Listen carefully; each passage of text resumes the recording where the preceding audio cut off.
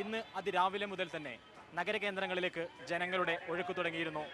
വഴിയോര കച്ചവടങ്ങൾ നേരത്തെ തന്നെ സജീവമായി. തിരുവനന്തപുരത്ത് ചാല, പാളയം, കിഴക്കേക്കോട്ട, കൊച്ചിയിലെ ബ്രോഡ്വേ തുടങ്ങി കേരളത്തിലെ പ്രധാന വ്യാപാര കേന്ദ്രങ്ങളിലെല്ലാം ജനം ഒഴുകിയെത്തി. തിരുവോണ സദ്യ ഒരുക്കാനുള്ള പച്ചക്കറിയും മറ്റു സാധനങ്ങളും വാങ്ങാനുള്ള തിരക്കിൽ നഗരം അക്ഷരാർത്ഥത്തിൽ വീർപ്പുമുട്ടി. ജൈവ പച്ചക്കറിക്ക് ഇക്കുറി ആവശ്യക്കാരേറെയായിരുന്നു. വിവിധ സന്നദ്ധ സംഘങ്ങൾ ജൈവ പച്ചക്കറിക്കായി പ്രത്യേക ചന്ത തന്നെ ഒരുക്കി. ഓണക്കോടി വാങ്ങിച്ചു, ഓണത്തിന് വേണ്ടുന്ന എല്ലാ സാധനങ്ങളും വാങ്ങിച്ചു, ബന്ധുക്കൾക്ക് എല്ലാവർക്കും എല്ലാം വാങ്ങിച്ചു കൊടുത്തു. കനത്ത മഴ പെയ്തത് കോഴിക്കോട്ട് രാവിലെയുള്ള കച്ചവടത്തിന് തിരിച്ചടിയായി.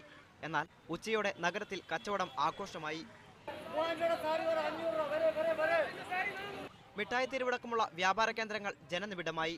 ട്രെൻഡ് എന്ന് പറഞ്ഞാൽ കുട്ടികളെ ഒട്ടിക്കുന്ന മുണ്ട്, ബ്ലാക്ക് ഷർട്ട്, പ്രേമ സ്റ്റൈൽ സെറ്റ് മുണ്ട്, ഇതാണ് കൂടുതൽ ട്രെൻഡ്. ഓണം ഒരുക്കാനുള്ള ഉത്രാടപ്പാച്ചിലിന്റെ ജനത്തിരക്കും ഗതാഗതവും നഗരങ്ങളെ വീർപ്പുമുട്ടിച്ചു. എല്ലായിടത്തും കനത്ത സുരക്ഷയാണ് ഒരുക്കിയിരിക്കുന്നത്.